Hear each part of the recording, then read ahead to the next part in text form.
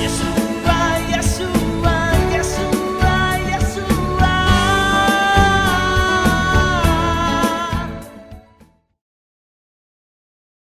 Y nos disponemos ya para celebrar Pentecostés. Pentecostés, uno de los tantos nombres que tiene esta fiesta. Yo no sé si usted conoce algún otro nombre, ¿se acuerda? Pentecostés. Pentecostés es propiamente el nombre griego. Penta, 50, Pentecostés, porque efectivamente se celebra a los 50 días después de la Pascua. Pero están traduciendo un poco el nombre de la fiesta en hebrea, Shavuot, que hace referencia a las semanas, a la fiesta de las semanas, 7 semanas al día siguiente que se celebra, o también llamado la fiesta de la cosecha, porque cuando pasa la fiesta de la Pascua, que es el inicio de la primavera, comenzaban a sembrar sobre todo el trigo y otro tipo de vegetales, y entonces las cosechaban en este tiempo. Entonces se habla de la fiesta de la cosecha. También es conocida como la fiesta de la Torá, porque hace referencia a la fiesta de la alianza, que también se llama cuando en el monte Horeb, en esa cadena del Sinaí, el Señor entrega la Torá a su pueblo. Entonces tiene una serie de nombres, todos ellos referidos pues a esta fiesta, Pentecostés. ¿Están ustedes listos a recibir la fiesta de Pentecostés, a celebrar la fiesta de Pentecostés? También de alguna forma es la fiesta de la promesa, y así lo dice el Señor allá en el libro de los Hechos. No se alejen de Jerusalén, el sitio de cumplimiento de las promesas de Dios, la comunidad, la iglesia.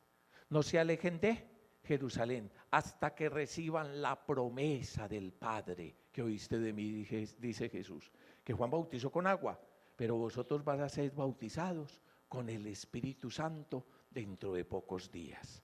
Y yo lo felicito por eso, porque el estar acá es precisamente no alejarnos de Jerusalén, no alejarnos de la comunidad, no alejarnos del sitio del cumplimiento de las promesas de Dios. Y este es el sitio de cumplimiento de las promesas de Dios, la comunidad cristiana, la eclesía, donde el Señor quiere derramar sobre todos y cada uno de nosotros la promesa, el Espíritu Santo. Pero ¿quién es el Espíritu Santo y qué hace? Ahí nos demoraríamos mucho. Hicimos todo un seminario, curso, un diplomado acerca de quién es el Espíritu Santo y qué es lo que hace en nuestra vida, y todavía no hemos acabado. Ahí lo estamos haciendo todos los miércoles a las 7 de la mañana. Pero yo quisiera, cuando yo pensaba que compartir con ustedes hoy, pensaba compartir desde uno de los textos que precisamente nos ponen en Pentecostés, el texto de Joel, capítulo 3, versículo 1 y siguientes. Joel, capítulo 3, versículo 1 y siguientes. Y si les es muy difícil encontrar a Joel, mucho más porque no trajeron la Biblia, entonces en los Hechos de los Apóstoles, yo no me explico este grupo para dónde viene o a qué viene. Como ahí no trajen la Biblia, muchachos, ¿para dónde venían? ¿Ah? Entonces cuando uno va al gimnasio, pues lleva con qué hacer ejercicios. Cuando uno va a la oficina, lleva lo necesario. Cuando uno viene a la escuela bíblica, lo mínimo de traer es... pues, vos lo comprende. En fin, en todo caso, entonces, como quizás les sea difícil encontrar a Joel, entonces vamos a los Hechos de los Apóstoles, donde precisamente San Pedro, cuando se cumple el evento de Pentecostés, va a traer este texto, Pero voy de una vez a lo que a ustedes les interesa, Les decía que cuando oraba y pensaba de qué compartir con ustedes esta noche, entonces es esta palabra, que el Espíritu les regalará visión. ¿El Espíritu les regalará qué? Visión. A los ancianos el Espíritu nos da sueños. Y a los jóvenes el Espíritu les da visión, visión. Me hacen el favor para que nos entendamos. ¿Quiénes acá tienen algún problema de visión? Levanten la mano. Y ay María, qué cantidad. ¿Qué tienen? ¿Qué tienen? Miopía, sí. Miopía. Por eso me mandaron a hablarle a ustedes. ¿Por qué? Por miopes. ¿Cuál es el problema de la miopía? Yo me acuerdo cuando tenía miopía. Vivía aquí a 3, 4 cuadras.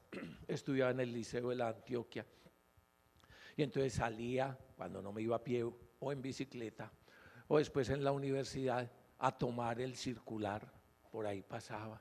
Pero también pasaban otros por ahí, Floresta por yo no sé qué, Floresta por yo no sé qué. Y entonces era uno, a ver, ese era el mío, ese que vaya.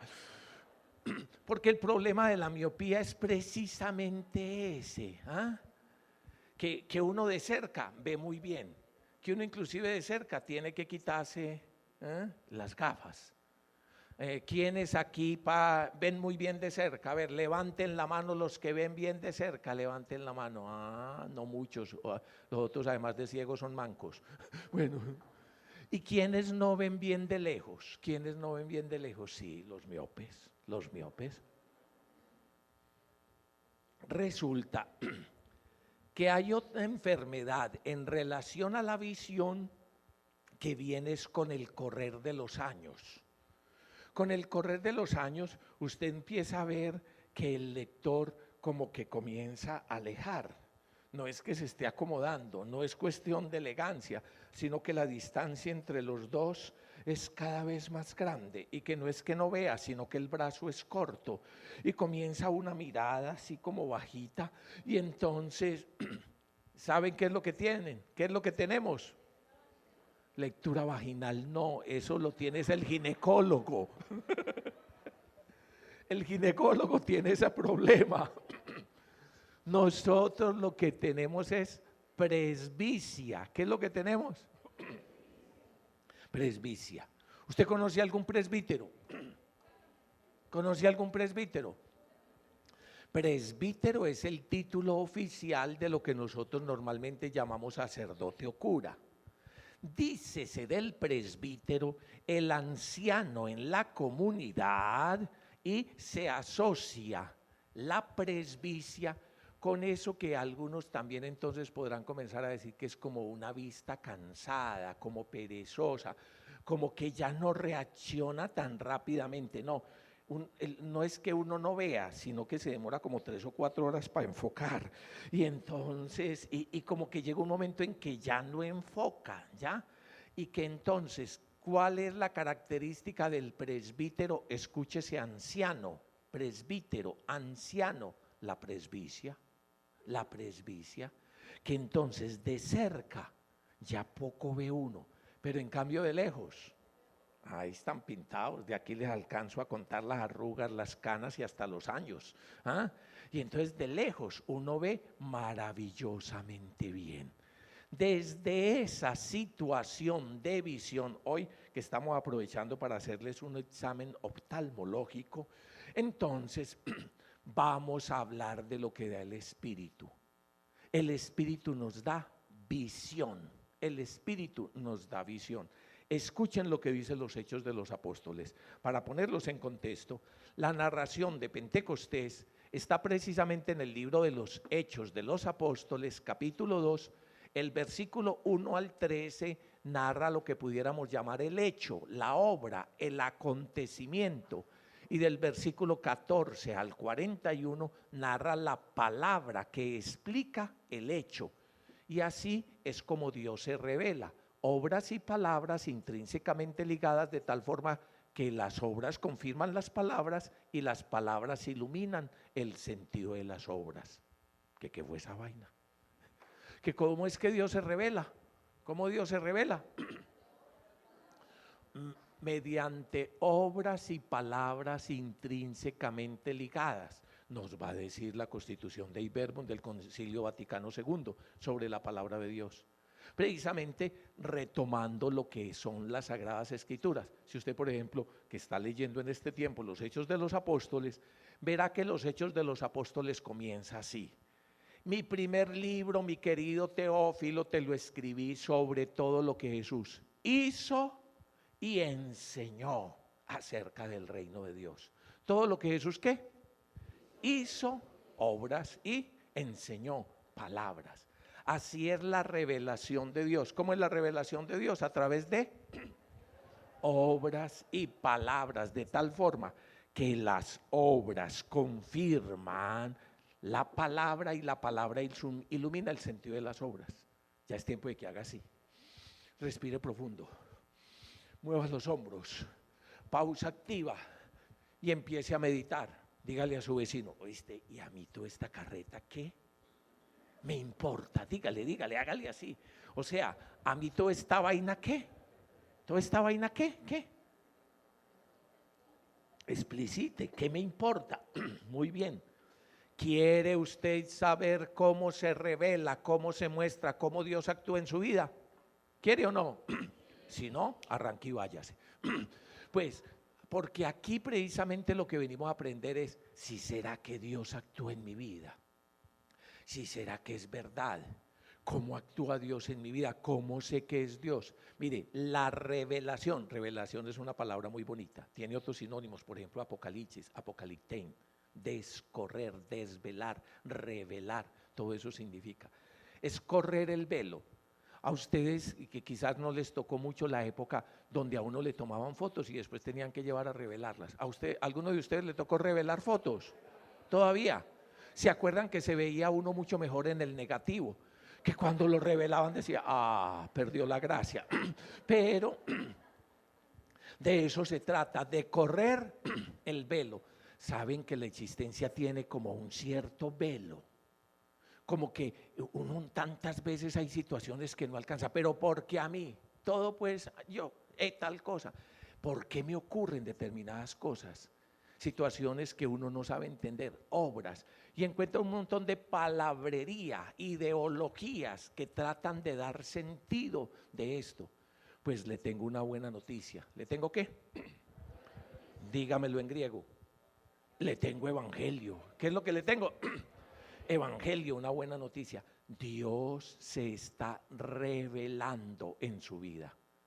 El sitio de la revelación de Dios, o sea, donde Dios corre el velo, el sitio de la experiencia de Dios es precisamente la vida.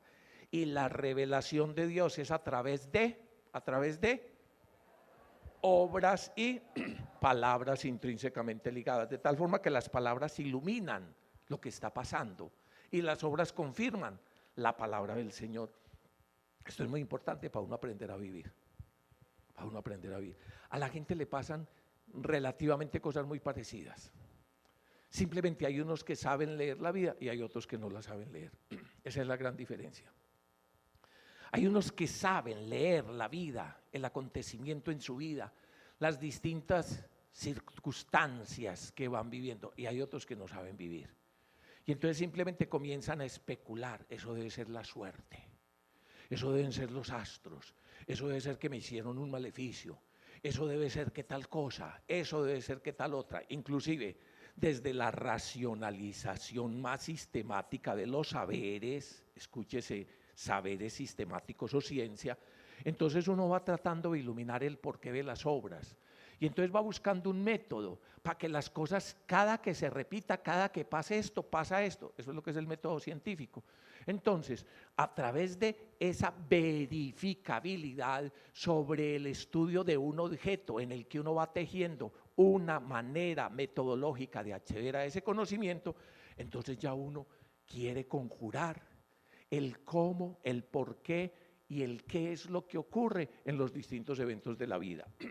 Pero fundamentalmente hay algunas cosas que son sujetas de conocimiento científico, pero hay otras cosas que no se dejan. Por ejemplo, los afectos, los sentimientos, las relaciones, uno mismo, la trascendencia, Dios. Como por excelencia no es objeto, Dios no es objeto, entonces no puede ser objeto de ciencia y saberes. Pero eso lo estudiamos cuando vengan a una clase de epistemología. y de teoría de las ciencias. Ahora, en este momento, yo los quiero invitar a que se den cuenta de esto. Dios sigue actuando en nuestra vida. Dios sigue actuando en nuestra vida en obras y palabras intrínsecamente ligadas que nos quieren enseñar a leer la vida y a hacer la vida. Y les tengo desde Pentecostés un regalo muy especial. Escuchen, dice así, capítulo 2, versículo 14 y siguientes. No voy a narrar el evento de Pentecostés, ustedes se lo saben, en otro momento lo podemos estudiar, la obra. Pero escuchen la palabra que ilumina lo que está pasando. Dice así, entonces Pedro, presentándose con los 11, levantó su voz y les dijo, judíos y habitantes todos de Jerusalén, que les quede esto bien claro y presten atención a mis palabras. No están estos borrachos como vosotros suponéis, apenas son las 9 de la mañana. Es que decían que lo que estaban era, es que las obras pueden ser ambiguas. ¿Cómo así ambiguas? Pueden prestarse a diferentes interpretaciones. Entonces, usted que le esté echando los perros a fulana y a sutana, eso ya se dice, todavía se dice así, ¿o cómo se dice ahora? Todavía sueltan perros. Muy bien. Entonces, usted que le esté echando los perros a fulana o a sutana y el que se los está dejando, y el que se está dejando morder.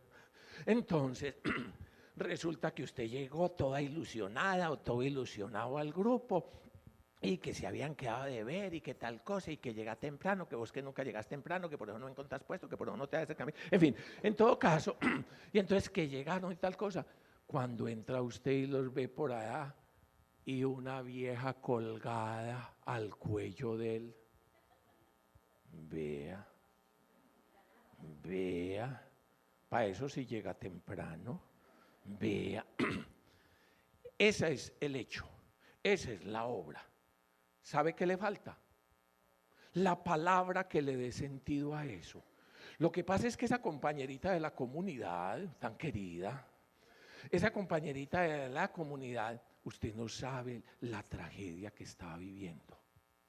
No solo la echaron del trabajo, sino que le avisaron que la mamá está tremendamente enferma, que tiene pocos días de vida, y entonces ella está emperrada llorando y entonces abrazó a aquel perro que usted le estaba echando los perros y simplemente él, ¿cómo no va a consolar a la amiga?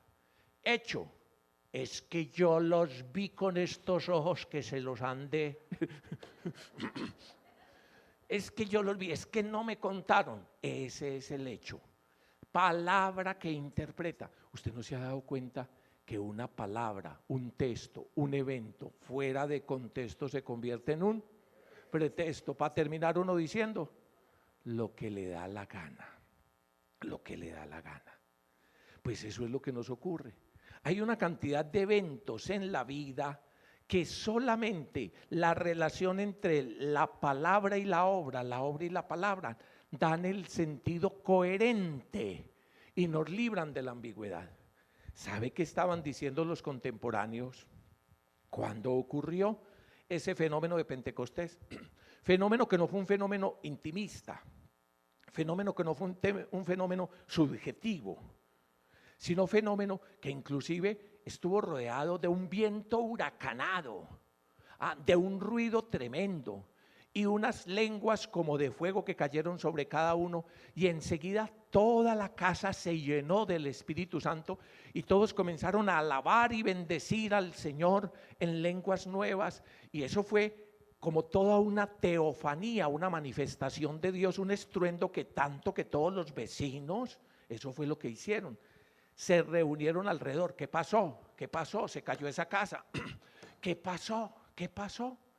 Y entonces lo que unos decían cuando los escuchaban reunirse, alabar y bendecir al Señor, ¿cuál era su palabra que trataba de interpretar esa situación? ¿Qué decían?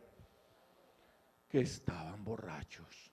Nada es raro que cuando la vieron salir a usted otra vez hoy, o cuando lo vieron salir a usted otra vez hoy para la escuela, ¿para dónde vas? ¿Otra vez? No, vos sí te embobaste. No, a usted no le dicen que está borracha, no, y apenas se da vuelta. Y entonces comienzan a hacerle unas moniguetas, ¿cómo es que dice? Una cosa así. En todo caso, comienzan a burlarse porque dicen, está borracha, loca, enajenada. El evento, ellos medio lo saben, y eso porque usted es muy comunicativa, y porque alguna vez quizás hasta lo invitó, le dijo, nos vamos para la escuela bíblica. La interpretación totalmente fuera de contexto. ¿Qué estaban diciendo entonces estos sobre lo que estaba ocurriendo en esas personas? ¿Que estaban qué? Por eso es necesario la palabra. No solo basta el testimonio. El testimonio tiene que ser iluminado y acompañado con una palabra. Y no solo va la palabra tiene que ir acompañada de la obra. Porque intrínsecamente ligadas, son como revelan, corren el velo acerca de lo que Dios está haciendo. Entonces sigue diciendo San Pedro, ya aclarando que usted no está borracho, me hace el favor y constate en su vecino, más o menos, parece que sí, hágale análisis de la pupila, hágale análisis muy bien de alcoholemia, y entonces, y otras sustancias tóxicas, no están borrachos como otros, o ustedes dicen son las 9 de la mañana, sino que es lo que dijo el profeta. Aquí quiero que nos centremos. Y entonces comienza a citar a Joel, capítulo 3, verso 1 y siguientes. Sucederá en los últimos días, dice Dios, que derramaré mi espíritu sobre toda carne, y profetizarán vuestros hijos y vuestras hijas, vuestros jóvenes verán visiones, y vuestros ancianos soñarán sueños. Y yo, sobre mis siervos y sobre mis siervas derramaré mi espíritu. Haré prodigios arriba en el cielo y señales abajo en la tierra. El sol se convertirá en tinieblas y la luna en sangre antes de que llegue el día grande del Señor. Y todo el que invoque el nombre del Señor se salvará. Y ahí continúa Pedro el discurso mostrando cómo lo que está ocurriendo es el cumplimiento de la promesa de Dios. ¿Qué es lo que está ocurriendo? El cumplimiento de la promesa de Dios. Pero a mí me interesa profundizar es en la parte de los ciegos. ¿Qué es lo que el Espíritu de Dios le va a dar a los jóvenes? ¿Qué es lo que le va a dar a los jóvenes?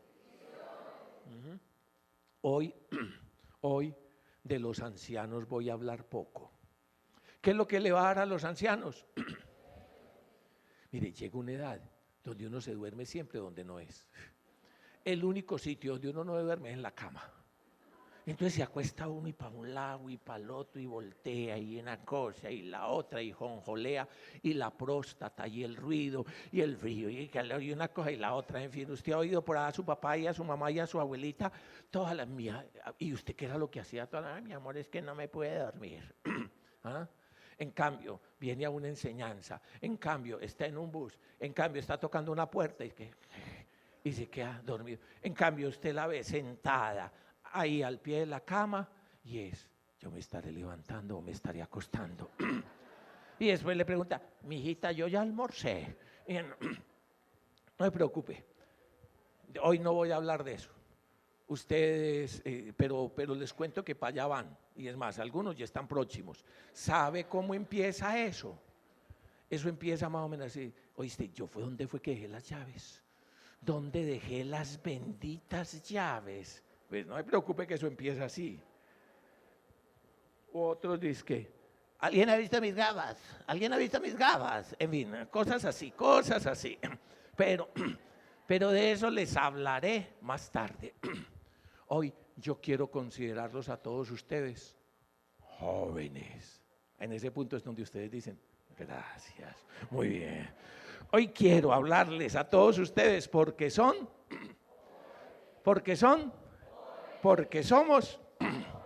como dice por ahí San Juan en alguna parte, les escribo a ustedes jóvenes porque son valientes. En fin, en todo caso, yo hoy les escribo a ustedes Porque una de las cosas que más me preocupa a mí, no solo de los jóvenes, sino de todas las personas, es la falta de visión, es la miopía, es la miopía para ver la vida, es la falta de visión. Hombre, los indicios de la falta de visión son clarísimos, son clarísimos. No es sino que usted le esconda las gafas a algunos aquí, o cuando se le pierden y usted comienza a ver, díganme ustedes que tienen harta experiencia en eso, harta experiencia. ¿Qué pasa cuando uno no ve bien? Escucho. ¿Sé qué? Se pone gafas, dice aquí. Bueno, y mientras todavía no tiene las gafas, ¿qué ocurre en su interior? Primero, inseguridades. Inseguridades, mire. Lo que su abuelito también está teniendo, al igual que usted, en determinados momentos, es que le surgen las inseguridades. Porque usted no tiene visión, porque usted no domina, porque usted no se mueve en los ámbitos claramente alrededor. Inclusive fácilmente su papá o su mamá no es que no camine bien, sino que ya es inseguro, porque ha perdido la visión del cerca y otra cantidad de cosas. Pero eso mismo que le ocurre a usted cuando se quita las gafas, y entonces se siente inseguro, vaya que le toque manejar o vaya que le toque hacer determinado tipo de cosas, uno se siente inseguro. Eso lo lleva a mermar, a paralizarse, a volverse cada vez más lento, ¿verdad? Inclusive eso le lleva a errores, Tantas veces usted se montó en el bus que no era, o se montó yo no sé en qué. Entonces, la falta de visión efectivamente trae otro montón de problemas, pero desde allí, desde esa situación, pasemos a más. ¿Sabe cuál es el problema serio? El problema serio es que la gente no ve hacia dónde va la vida y para qué es la vida. Ese es el problema serio. La falta de visión, la falta de visión. Es más, la mayoría de los jóvenes están de alguna forma sumergidos en lo que sí ven, como es claro, lo próximo, lo inmediato, lo de hoy, lo de mañana, las pequeñas metas, los pequeños sueños, las pequeñas realizaciones, pero la visión, a ver, decir la visión hace referencia a la capacidad de entre más allá, más amplio, más puedo moverme, más rápido puedo moverme. ¿Se acuerda cuando le ha tocado manejar en sitios donde hay neblina? Entonces, ¿qué es lo que ocurre? Lo que ocurre es que uno va supremamente lento y pendiente de la raya amarilla o pegándosele al que va adelante. Entonces usted puede tener el carro con el motor que sea y simplemente no va más. Y hay de que usted sea ese caballo loco o que esa fuerza loca la tire a usted porque usted tiene que desarrollar toda la velocidad, simplemente se va a matar. Y así hay muchos, que el problema es la falta de visión. Muchachos, de eso, para eso fue para lo que me mandaron a hablar con ustedes. Me gusta la expresión ingenua de los aviadores, cuando entonces al hacer el reporte del vuelo dicen visión ilimitada, visión ilimitada. La verdad, la visión de uno generalmente es muy limitada. Es más, las veces que cree ver menos, resulta que a veces hasta puede ver más. ¿Cuándo ha sido? A ver, ¿qué es lo más lejos que usted ha visto en su vida?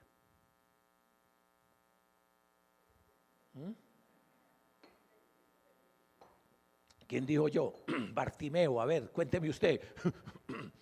¿Qué es lo más lejos que usted ha visto en su vida? Yo he visto estrellas en medio de las noches más oscuras. Las estrellas es seguramente lo que uno más lejos ha visto en su vida. Absolutamente tan distante de las pequeñas distancias que uno puede contemplar, por ejemplo, desde la cima, o en el mar, o en algunas otras partes, o en la ingenuidad, le decía, del aviador, cuando uno va en un avión a 9.000 metros de altura y entonces dice visibilidad ilimitada y alcanza a ver uno por allá grandes extensiones. Pero muchísimo, muchísimo más hemos visto en medio de una noche, en medio de una noche que hemos logrado contemplar las estrellas. Muchachos, yo hoy les quiero hablar de visión. Y la visión en la vida es absolutamente determinante. Marca el para dónde va uno. ¿Qué es lo que marca la visión? El para dónde va uno. Marca el para dónde va uno. Además de marcar la velocidad y la asertividad y el acertar efectivamente en la direccionalidad de la vida.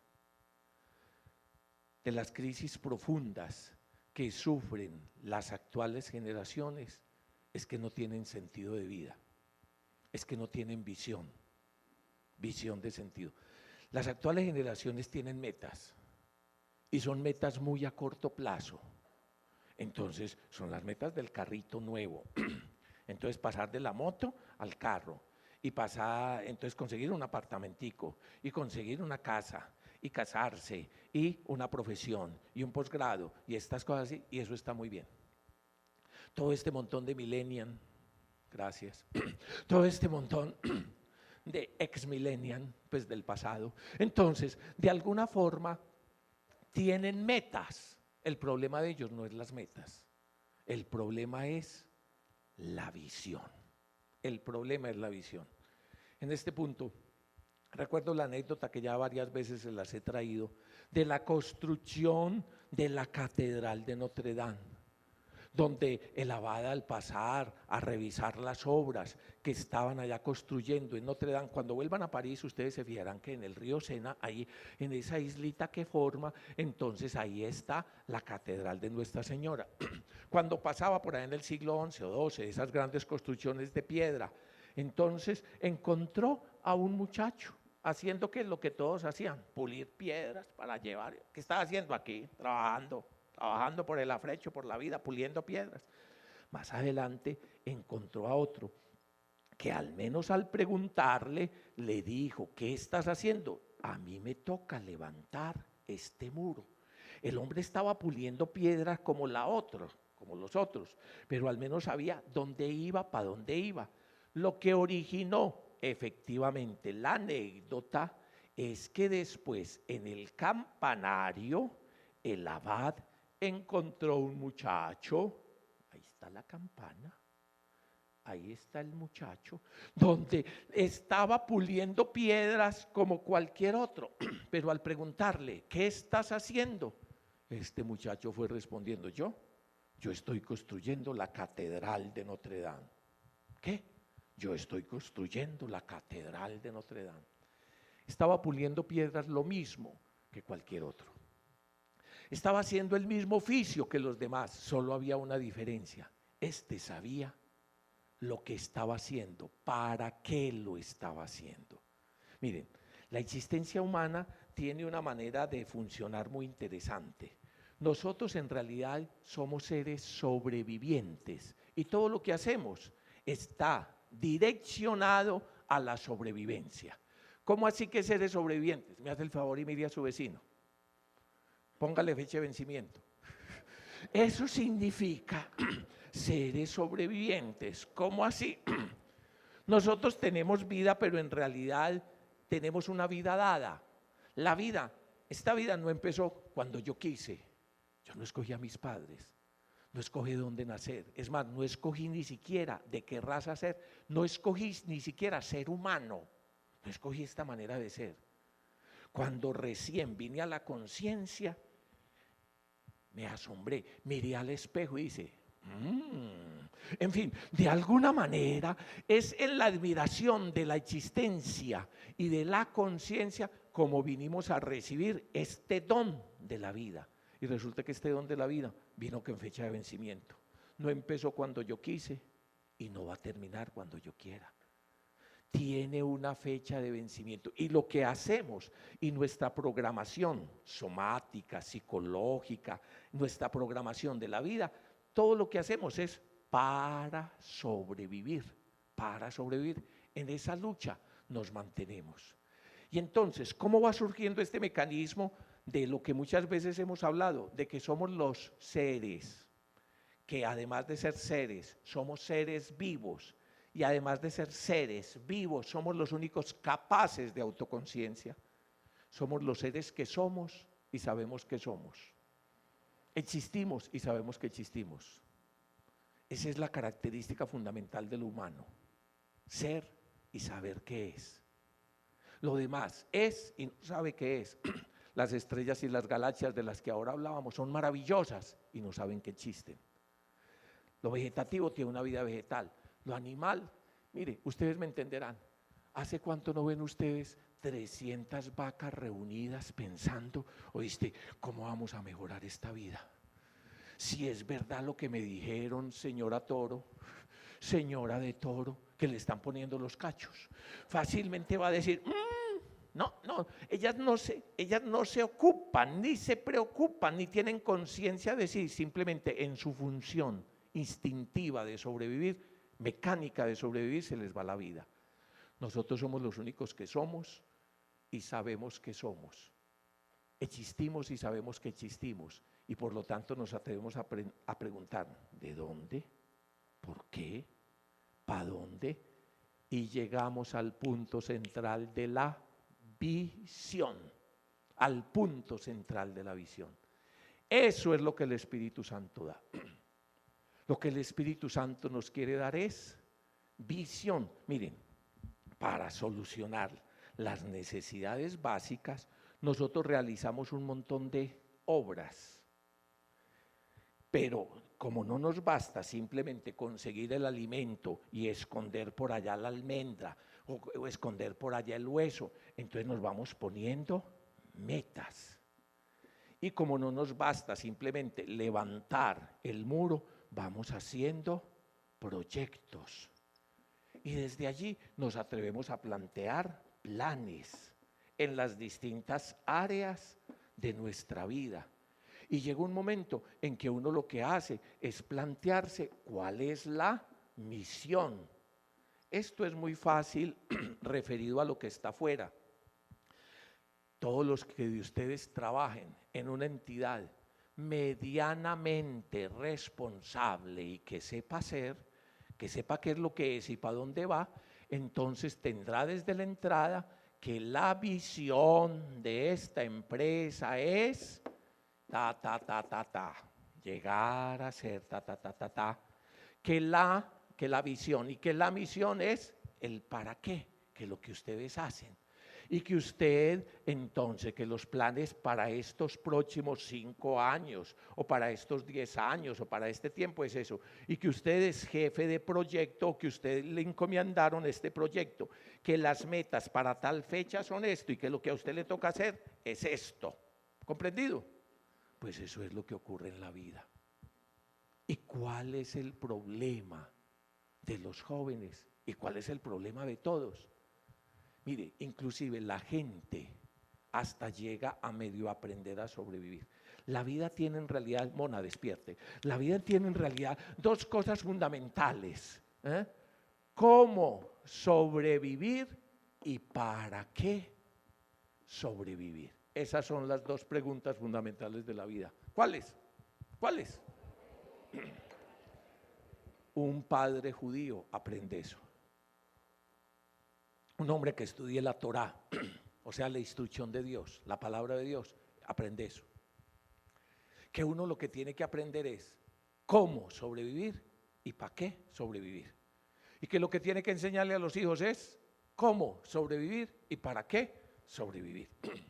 Entonces, en las distintas tribus, en las distintas culturas, en las distintas realidades sociales, precisamente los padres le van heredando las experiencias de cómo sobrevivir a los hijos.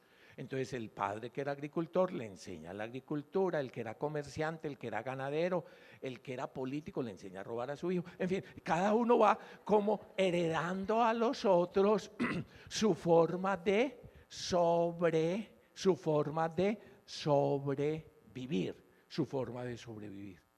Porque la pregunta lógica y primera de todo sobreviviente es ¿cómo sobrevivir? Fíjese lo que hacemos a diario, prácticamente todas las cosas que hacemos es para eso. Y la educación, lo que supuestamente en primer lugar tendría que cubrir es eso, enseñarle a la gente cómo sobrevivir dignamente. Cómo sobrevivir dignamente. Ese es uno de los grandes fracasos en los proyectos actuales educativos, en las guarderías no solo de los niños, sino de los adolescentes, de los jóvenes, de los viejos y de los de Peter Pan, que todavía en las guarderías de universidad, de posgrado y de doctorado, y que después de estar yo no sé cuántos años allá, salen desempleados.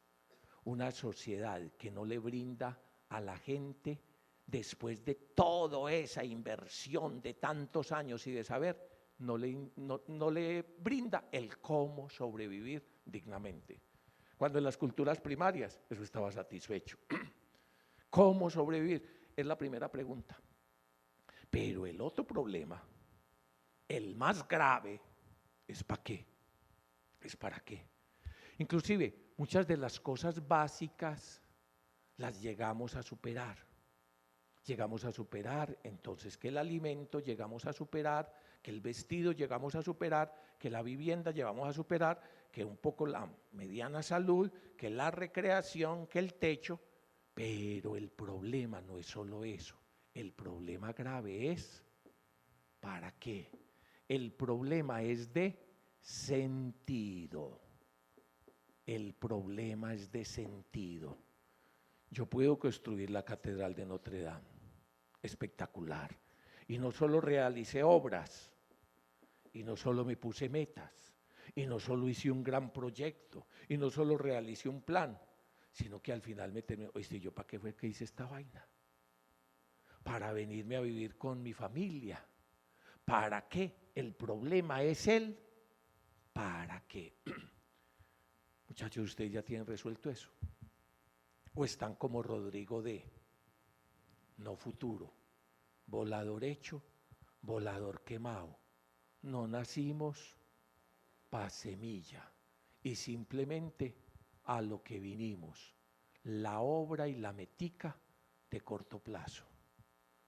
Eso es lo que los lleva a caminar en la vida, tanteando, dándose contra los muros, cayendo en cuanto hueco hay y simplemente terminando dando esta explicación tan de malas y tan de buenas fulano de tal y uno tan de malas en esta vida. ¿Será que me hicieron algo? ¿Será que estoy salado? ¿Será que tal cosa? El Espíritu de Dios les dará visión. No los va a poner a ver cosas raras. Ya, pues, ¿qué más cosas raras? Usted se mira todos los días al espejo. No nos va a poner a ver cosas raras. Lo que nos va a dar es la visión del para qué de la vida. Visión es un término fundamental. Hace relación a todo lo demás que hacemos. Todo lo demás que hacemos está dirigido a. Todo lo demás que hacemos está dirigido a. Miren, todas estas piedras en una demolición, todas estas piedras y todos estos elementos, como con la caída de las Torres Gemelas, todo estaba ahí. Todo está ahí en la vida de tantos. Han nacido, han tenido una familia más o menos, han tenido unas situaciones económicas, unas relaciones, un tiempo, una cultura, un montón de cosas. Pero cuando uno mira la vida de tanta gente, es simplemente el acumular de un montón de escombros. Cuando uno mira la vida de tanta gente, es el acumular de un montón de escombros. Una de las cosas más patéticas es encontrarse uno con los compañeros que vivían en la misma cuadra. Como les decía hace rato, Yo vivía aquí a 3 cuadras. Y entonces las historias de los compañeros son tan dispares, de los compañeros de barra son tan dispares. Y entonces cuando, nomás les cuento una, todavía estaban niños, estaban menores, mis hijos, que ustedes conocen. Y entonces llegué a visitar a mis padres, todavía vivían. Y entonces llegamos en el auto, ahí nos íbamos a bajar, cuando se va acercando un man en una pinta terrible y ahí mismo los niños miraron y subieron los vidrios, asustados subieron los vidrios, y el man entonces se acercó, dio la vuelta por el lado mío. ¿Qué Oscar? ¿Qué Oscar? ¿Qué hermano? ¿Me va a ligar con algo? Los niños quedaron así. Papi, ¿es que usted conoce ese man? Cuando me puse a ver y vi que claro que efectivamente era el que vivía tantas casas, era el que teníamos una historia relativamente parecida. Esas casas habían sido asignadas en el municipio a personas que trabajaban en el municipio con el mismo estándar de puesto económico, estudiábamos en los mismos sitios, vivíamos en las mismas cosas. ¿Y qué fue lo que pasó? Papi, ¿cómo así que usted conoce ese man? ¿Cómo así que usted conoce esa facha? ¿Qué fue la cosa? Las decisiones, mijo. Las decisiones. Mire, un montón de cosas en la vida son relativamente similares. Son relativamente similares. ¿Qué estoy haciendo con ellas? ¿Qué estoy construyendo? Mejor dicho, ¿qué visión tengo? ¿Hasta dónde me alcanza? La lucha que uno tiene con determinados muchachos al principio es que se pongan una meta y usted encuentra a esos muchachos pidiendo por ahí en la calle. No, hermano, pero al menos me impresiona cuando paso por allí y veo un man cachaco gordo vendiendo chocolatinas con una voz de locutor que no puede con ella, que ustedes seguramente se lo han encontrado. Más de una vez le digo, oíste, ¿vos qué haces aquí, hombre? ¿Cómo así? Pero ¿cómo así? Entonces venía a hacer tal cosa, iba a hacer tal otra vez. Salí de ahí, ponete unas metas, ponete unas metas. Y cuando uno logra ponerle metas, entonces ya uno le dice, hermano, pero haga un proyecto. ¿Cómo así que un proyecto? Un proyecto de vida, por ejemplo, a nivel de familia, un proyecto de vida, por ejemplo, a nivel de estudio, un proyecto de vida, por ejemplo, a nivel económico, un proyecto de tal cosa. ¿Y cómo así? Y ya cuando logre entrar acá, planes. Hermano, entonces haga planes a tantos años.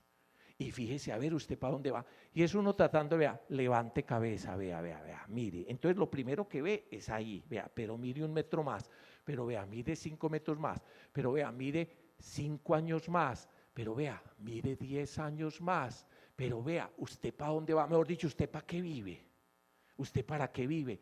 Y de eso se trata esto, muchachos. Para eso es la vida espiritual.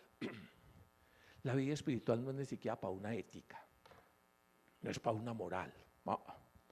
La vida espiritual no es ni mucho menos para un montón de rúbricas y cosas y prácticas religiosas. La vida espiritual es para discernir el para qué de la existencia, el sentido de la vida. Eso es la vida espiritual. Y cuando llegamos a este punto, y todavía me siguen, me hace el favor y levante sus hombros. Respire profundo. Y pregúntale a tu vecino, ¿oíste verdad vos para qué vivís? Pregúntale, ¿oíste verdad? ¿Vos para qué vivís? ¿Eh? Hoy no vamos a hablar solamente de las metas que cada rato se las has compartido a ellos, ¿cierto? Sí, yo quiero comprarme un carrito, yo quiero comprarme un apartamento, yo quiero conseguirme un novio, yo quiero casarme, yo quiero tener mis hijos, yo quiero esto, yo quiero un ascenso y tal cosa y tal otra, ¿cierto? ¿Me sigue? Ya vamos por acá, ya vamos en el para qué de la vida, en la visión última, porque si usted no ve sino hasta el carro, con razón le dicen gasolinera. Porque si usted no ve sino hasta el apartamento, con razón le dicen apartamentera. hay otros que ven mucho menos, que todavía sí tienen la mirada que allí decía la dama hace rato, ¿ah? Que tienen entre ceja y ceja. Ay, cada uno, ¿qué es lo que ve? ¿Hasta dónde le alcanza su visión?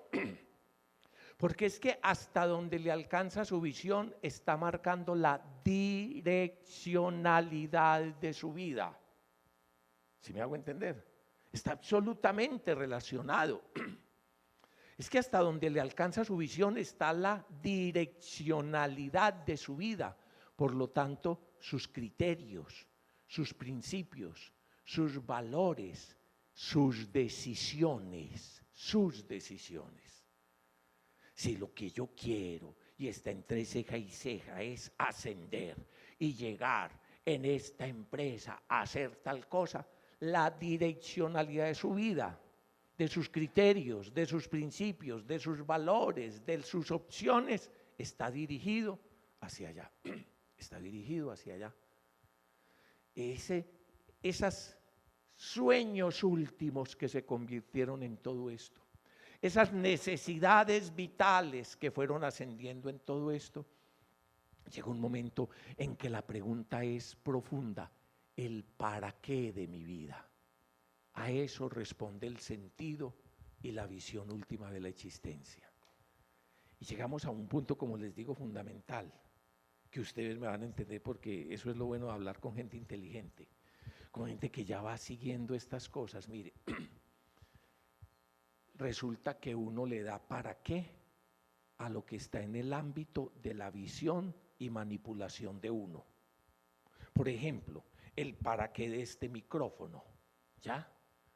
Entonces uno lo construye, uno lo compra, uno lo manipula con esa intencionalidad, lo que está en el ámbito del manejo y la manipulación de uno. Entonces le va dando uno un para qué, y es así. Mire, ¿sabe por qué llegamos a este punto? Por el puntico primero que les dije al principio, que ustedes no son vacas. ¿Cómo así?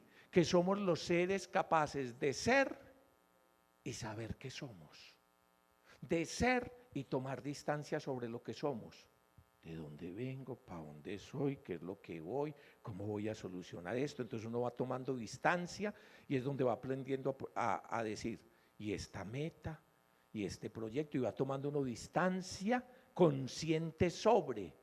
Es el mismo mecanismo que nos ha llevado a esto. Pero cuando uno llega a la pregunta fundamental, o sea, el para qué de la vida, o sea, el sentido de la vida, y esto sí necesito gente, como les dije, inteligente, pasa por aquí. Una realidad de principio, una realidad fundamental.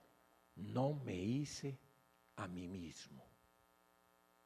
No empecé a ser cuando me dio la gana. No soy, no tengo la raza, los apellidos, el ser en el tiempo y una cantidad de cosas. No las elegí yo. Soy toda esta realidad en medio de todos estos mecanismos y en medio de todo esto que más o menos hemos tratado de explicar. Y necesito responder a esto, no solo cómo sobrevivir, medio voy aprendiendo, sino ¿para qué? Y en ese momento tengo que preguntarle al que era antes que yo, a la fuente y fundamento de mi ser, al que es, era y será. Porque efectivamente si yo me hubiera hecho a mí mismo, me daría sentido último a mí mismo. Si yo fuera la razón de ser de mí, hubiera nacido cuando me dio la gana, me hubiera hecho como me dio la gana, fuera lo que me dio la gana. Yo he alegado mucho y aquí les he dicho, por ejemplo, yo además me hubiera hecho unas alas retráctiles para salir de estos trancones tan berracos. Yo me hubiera puesto un par de ojos atrás, no vaya a ser que me sorprenda a nadie por detrás, ya. Y yo me hubiera hecho otra serie de equipamientos que le estoy trabajando, ya. Pero efectivamente la constatación de realidad, la constatación de humus, humanidad, humildad, humus, naturaleza, es simplemente esto. soy toda esta realidad que le he contado. Inclusive me miro al espejo y veo, está muy bien, bendito sea Dios. Es más, y no es que lo diga yo, que lo diga ella, yo no. ¿Qué fue lo que dijo ella? Que cuando el Señor Dios nos hizo, ¿qué fue lo que dijo? Vio Dios que era muy bueno, nada de bueno, muy bueno. Y yo me pongo a pensar y me pongo a ver y veo, ve y sí. Esta manera de ser humana, interesantísimo. Hombre, este ser yo es interesante, es muy interesante, ¿cierto? Entonces es una realidad muy interesante, pero precisamente eso me lleva a esto.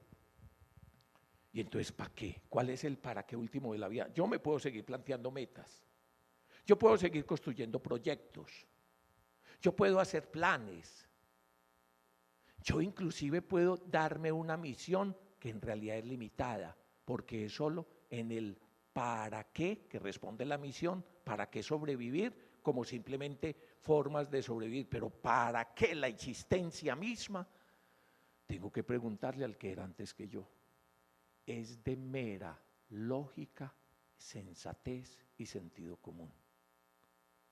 Al absolutamente otro, al anterior a mí, porque no voy a ser tampoco tan ingenuo de pensar que esta belleza de la razón, que esta belleza de la conciencia, que esta belleza de la existencia proviene del no ser. Tendría que ser un idiota, y para que nada me haya servido la razón, tendría que ser un idiota. Para que nada me haya servido la razón y los saberes sistemáticos y la autoconciencia para llegar a pensar que esta belleza de la existencia y del ser consciente y racional es el fruto de la nada y de la inconsciencia. No. Y entonces yo me paro delante del absolutamente otro. Estoy hablando de algo muy interesante, el absolutamente otro. El otro tú, el capaz de dialogar, el capaz de autocomprender, aquel que inclusive con razón fue lo que me dijo, oíste, yo voy a ser un man a imagen y semejanza mía. ¿Qué fue lo que dijo? Yo voy a ser un man a imagen y semejanza mía. Después dijo, voy a ser una vieja a imagen y semejanza mía, ¿cierto? Los voy a hacer a imagen y semejanza mía. Y eso es lo que estamos hablando. Eso es lo que me posibilita hoy ponerme de frente al misterio del absolutamente otro. El que era, es y será, en quien vivimos, nos movemos y existimos. Con razón él mismo se autonombra, el santo nombre de Dios, bendito sea Yahvé.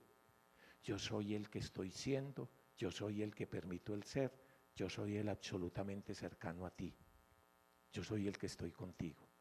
Y ese que uno va descubriendo, el más cercano a uno que uno mismo. No se trata de dimensiones, muchachas, de que esté por arriba o muchachos de que esté por arriba. No. Esta es más cercano a mí que mí mismo. Y es el absolutamente otro. Y entonces uno comienza a hablar con él y es donde comienza a preguntarle, oíste, ¿y para qué me hiciste? Esa es la pregunta de sensatez del humano.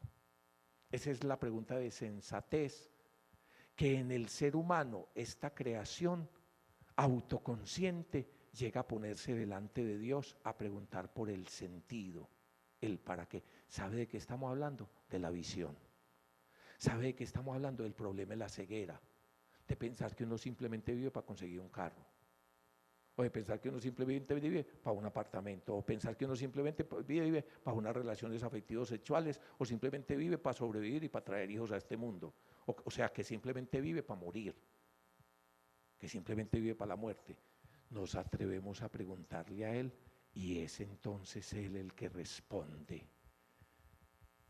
La visión, el proyecto que Dios tiene sobre esta historia.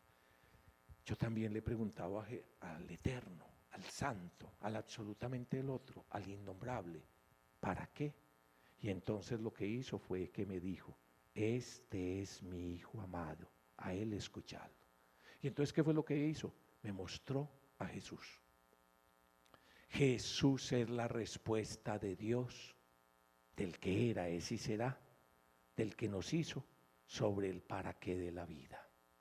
Cuando Jesús dice existencialmente, yo soy el camino, la verdad y la vida. Cuando Jesús va y nos busca allá donde estamos luchando por el cómo sobrevivir y nos dice, vení conmigo, hombre, y te haré llegar a ser.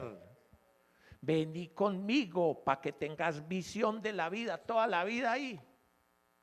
Mire, usted desde ya puede tener visión de lo que va a hacer el resto de su vida.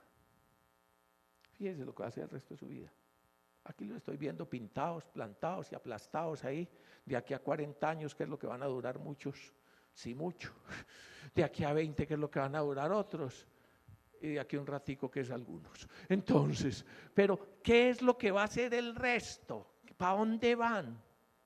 Hombre, qué bueno que nos pongamos en este Pentecostés a decirle al Señor, dame visión, visión, que deje de ser ciego sobre mi vida.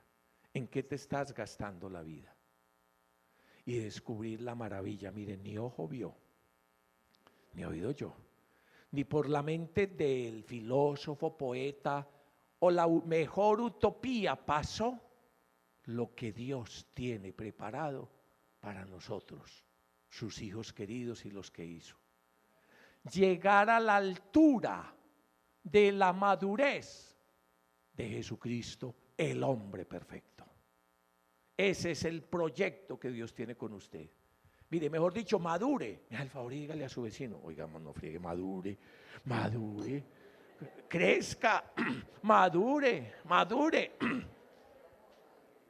¿Y qué es eso de madurar? Llegar a la altura de la madurez de Cristo. Y ese es el propósito de Pentecostés. Ese es el propósito del Espíritu Santo. El Espíritu Santo tiene un propósito que hacer que Cristo sea cabeza de toda esta humanidad y de toda esta creación. El Espíritu Santo tiene un propósito y tiene un obrar. Ese es lo que es y lo que hace el Espíritu Santo. Mire, para ir terminando, usted se acuerda que en la Eucaristía, en el momento de la epíclesis, que eso es lo que significa invocación al Espíritu Santo, decimos, envía, Padre del cielo, tu Espíritu para que se conviertan estas ofrendas de pan y vino en el cuerpo y la sangre del Señor. Y después, venga sobre esta comunidad para que efectivamente, entonces no solo sobre el pan y el vino, sino sobre todos nosotros, porque el Espíritu Santo lo que quiere es formar a Cristo en nosotros. ¿Qué es lo que le quiere el Espíritu Santo? Formar a Cristo en nosotros. Vino el Espíritu Santo a las entrañas de María, una mujer de nuestra raza, orgullo de nuestra raza, vino a las entrañas de María. ¿Y qué fue lo que formó? A Jesucristo. El Espíritu Santo es el que le da carne a los proyectos de Dios. ¿El Espíritu Santo qué? Le da carne a los sueños y a los proyectos que Dios tiene sobre esta historia. Sus sueños, sus proyectos son muy cortos, dice el Señor a través del profeta Isaías. Tan altos como están los cielos de la tierra, tan distante como está el oriente del occidente, así de distantes y de distintos son mis sueños sobre ti. ¿Sabe cuáles son los sueños de uno? Inclusive los sueños que uno tiene sobre los seres que ama. Son estos sueños de mera sobrevivencia. Hombre, que tengan buena salud, que coman muy bien, que les vaya muy bien profesionalmente, que se casen con una persona muy buena, que tengan muchos más hijos, que tal cosa y qué más, y que estiren la pata, pues qué más, se van a quedar para semilla. Y entonces la visión que uno tiene es tan corta, pero precisamente lo que Dios quiere para ti, ni ojo vio, ni oído yo, ni por la mente de uno le pasó. Claro que le va a pasar por la mente de uno. ¿Acaso nos damos sentido a nosotros mismos? ¿Acaso nos hicimos a nosotros mismos? Y este es el don, el regalo de Dios.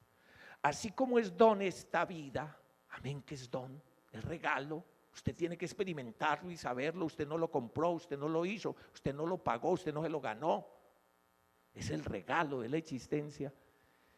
El don de Dios es el Espíritu Santo, que es el mismo Dios obrando y trabajando en esta humanidad para llevarme hasta la altura de la madurez de Cristo. si conocieras el don de Dios, tú le pedirías a Él. Muchachos, que no se nos quede la vida en unas aspiraciones tan rastreras, superficiales y transitorias. Que en este Pentecostés usted se dejara reengendrar por el poder del Espíritu de Dios. Vea, mi querido Nicodemo, lo que pasa es que lo nacido de la carne es simplemente carne, o sea, esta humanidad así transitoria. Pero lo que Dios va a hacer por los méritos de su Hijo, el Mesías, es hacernos nacer de nuevo, reengendrar. Nos está reengendrando por la acción del Espíritu Santo. Este tiempo maravilloso de la Pascua es el tiempo de la sorpresa de Dios para nosotros. Es el tiempo del don de Dios para nosotros. Es el tiempo de clamar a Él, de clamar a Él. Que si usted se sorprende en este tiempo perseverando en oración, que usted se sorprende en este tiempo clamando por el Espíritu Santo, que usted se sorprende en este tiempo yendo al aposento alto del encuentro con el Señor, que usted se sorprende en este tiempo en compañía de María, la primera en quien ocurrió esto, signo y paradigma de lo que es la iglesia. Ella, la que supo escuchar la palabra del Señor, creerla, acogerla en su corazón, y por eso es feliz la que le ha creído, la que ha aceptado los proyectos de Dios sobre su vida, y lo que se ha engendrado en sí es Jesucristo, el verbo de la vida. Que no se nos pase la vida simplemente en una lucha estéril por sobrevivir, para finalmente estéril, porque todos terminamos muertos.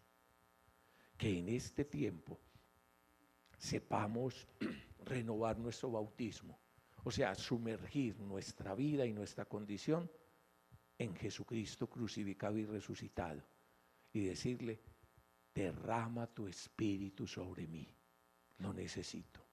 ¿Alguno de ustedes quiere recibir el Espíritu Santo? Yo lo quiero invitar a que se ponga de pie.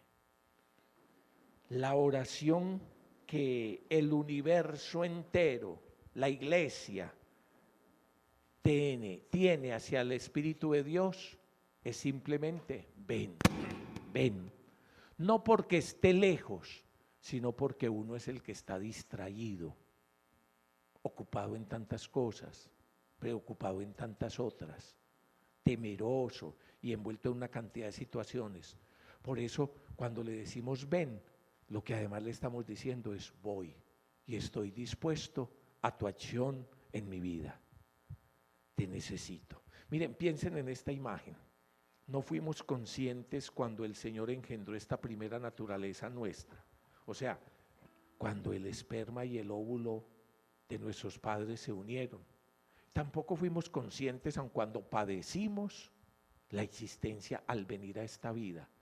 Pero hoy somos conscientes de nuestro nacer de nuevo.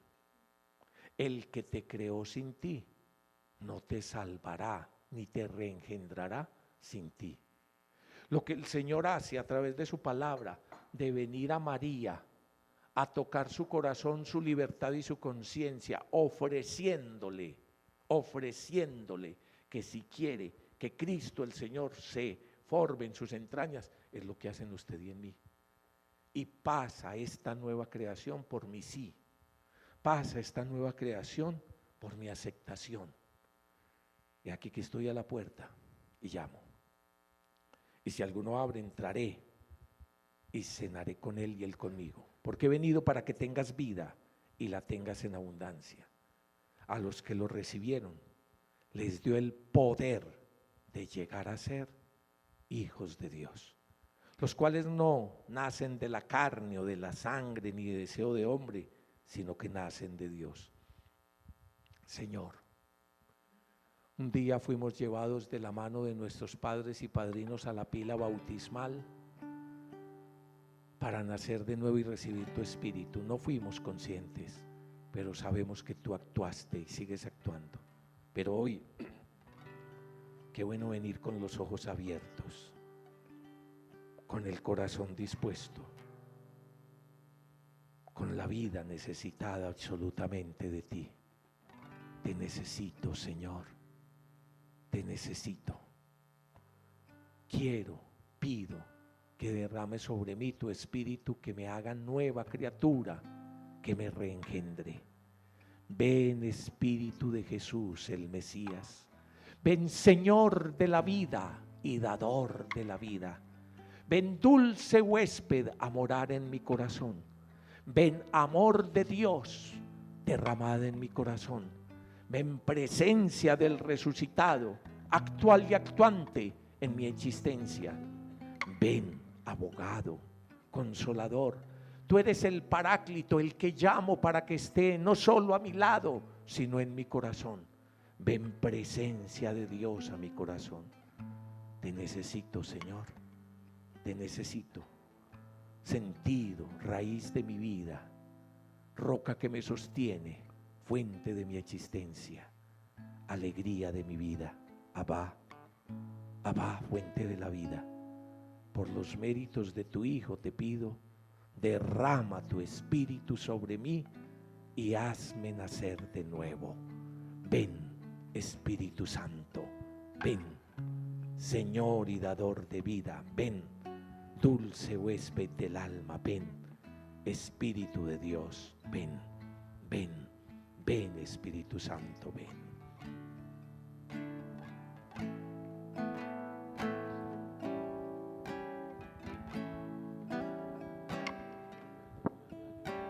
Espíritu Santo, Yo te necesito. yo te necesito. Manda tu fuego, Señor. Manda tu fuego a este lugar. Dígale usted, clame usted. Espíritu Santo, Ven, ven Dios, Espíritu Santo. solo anhelo Ven, ven, ven, ven. mirar tu gloria y majestad. Tú eres mi fuerza. Tú eres mi fuerza. Tú eres mi ayuda, ven. Tú eres mi ayuda.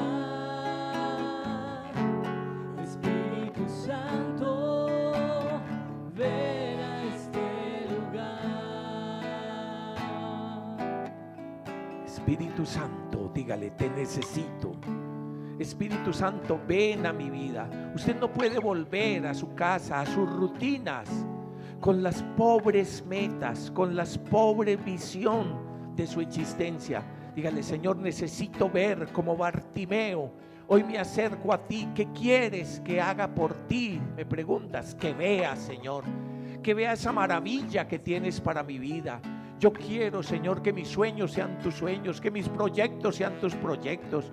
Yo quiero asumir esa misión y ese para qué de mi vida, aquello para lo que me has creado, porque yo sé que me amas infinitamente más de lo que a mí mismo me amo. Yo sé, Señor, la maravilla que tienes para mí es lo mejor, porque me amas hasta el extremo como me lo has mostrado, entregándome a tu Hijo Jesucristo. Y necesito tu Espíritu, que me dé inteligencia y sabiduría para penetrar tus misterios, que me dé claro discernimiento para conocer tu voluntad y fortaleza para vivirla, que me dé ciencia, temor de Dios y piedad para amarte con un amor apasionado. Ven, ven Espíritu Santo, ven. Dígale usted, ven, ven Espíritu Santo, ven. Ven fuego de Dios, ven fuerza de Dios, ven presencia de Dios, ven, ven. Espíritu Santo, yo te necesito. Manda tu fuego a este lugar. Espíritu Santo, Solo anhelo, solo anhelo mirar tu gloria y majestad. Eres mi fuerza, tú eres mi ayuda. Espíritu Santo, ven a este lugar. Tú eres mi fuerza, tú eres mi ayuda. Espíritu Santo,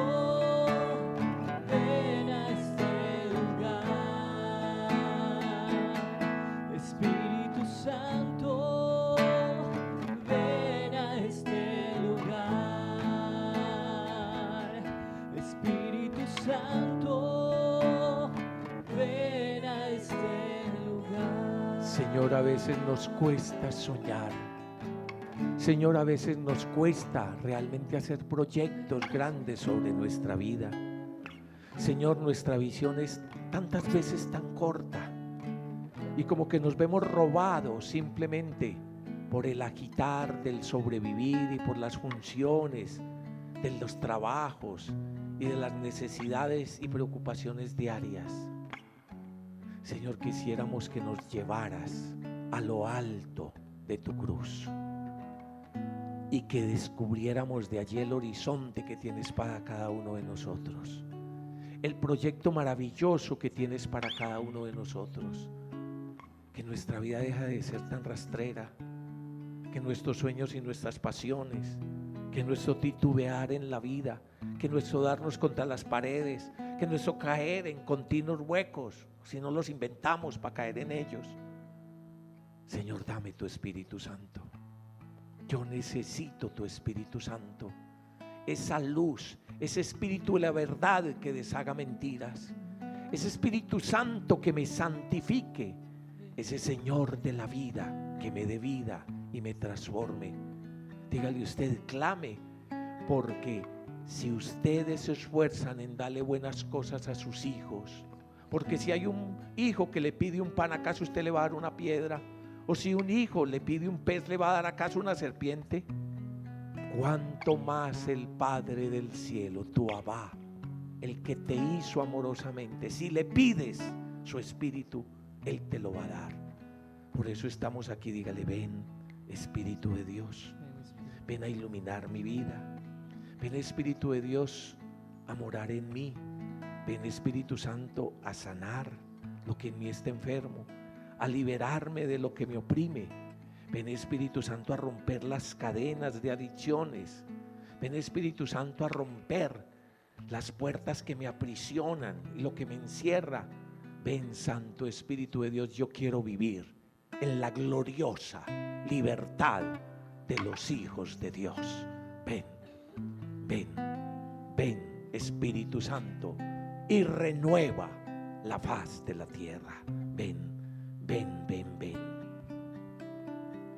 Ven, Espíritu, ven y lléname, Señor, con tu preciosa unción. Ven, ven, clame desde el corazón. Ven, Espíritu, ven y lléname, Señor, con tu preciosa unción. Ven, ven, Purifícame y lávame, renuévame y restáurame, Señor, con tu poder. Purifícame y lávame, renuévame y restáurame, Señor, te quiero conocer. Ven, Espíritu, ven y lléname, Señor, con tu preciosa unción. Ven, Espíritu, ven y lléname, Señor, con tu preciosa unción. Purifícame y lávame, renuévame y restáurame, Señor, con tu poder. Purifícame y lávame, renuévame y restáurame, Señor, te quiero conocer, Señor, te quiero conocer. María, Madre del Señor, Madre nuestra, Madre de Pentecostés, ora por nosotros, Madre, y ora con nosotros, porque nosotros también ante la palabra, el Evangelio, la buena noticia del Señor y la acción del Espíritu, como tu Madre queremos decir y hacer. He aquí la esclava del Señor, hágase en mí según tu palabra. Gloria al Padre, al Hijo y al Espíritu Santo. Amén. Aleluya, aleluya, el Señor resucitó.